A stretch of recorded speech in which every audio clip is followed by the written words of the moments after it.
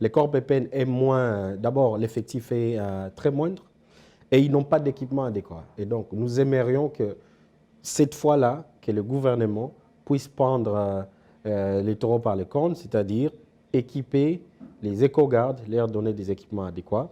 On voit ce qui se passe ailleurs, comment ils ont équipé avec des drones, des armes conséquentes et tout, alors que les nôtres, ce n'est pas le cas.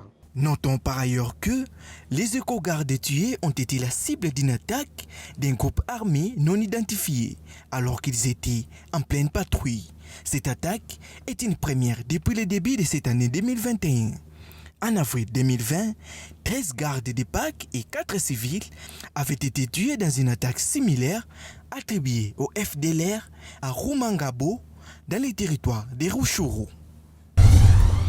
La question de la pollution des aliments par les microplastiques semblait reléguée au second plan à Kinshasa. Pourtant, il s'agit d'une pollution de grande envergure qui s'étend aussi bien dans l'air, dans les sols que dans l'eau, sans oublier les additifs chimiques dans les déchets de plastique.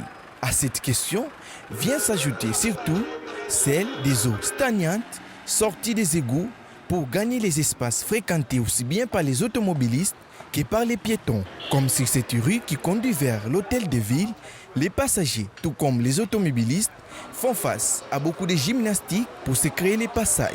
La rue est devenue impraticable sous les regards inactifs des autorités. Avant tout nganda kosani au banina fondation parce que fondation za kanini carnivore nano mai suke beti etioli siko carnivore ezati siko mai kota wa. L'eau qui inonde cette rue suscite plusieurs réactions, mais elle provoque surtout crainte et angoisse. T'as la solution et l'autre côté. Ici, les caniveaux sont bouchés. Il en ressort que cette situation est consécutive au fait que l'hôtel de ville ait abandonné les travaux de la réhabilitation de cette partie de l'avenue. Les usagers ont de même rappelé que les agents de l'office de voirie et drainage ont une fois pris le soin de curer ces caniveaux. Depuis lors, plus rien n'est fait. L'insémination artificielle est une pratique nouvelle que Fish Consult a voulu implanter au Congo. Depuis 2019, l'entreprise élève des poissons-chats géniteurs. L'idée est de répondre aux besoins de consommation des Congolais en poissons frais locaux, mais aussi améliorer la survie des nouvelles générations de ces poissons. Nous avons choisi ces espèces parce que c'est les mieux adaptées en pisciculture, en élevage. Parce que, comme vous savez, les poissons vivent en état sauvage. Et depuis la domestication, les poissons qui réussissent mieux, c'est beaucoup plus les tilapias et les ngolos.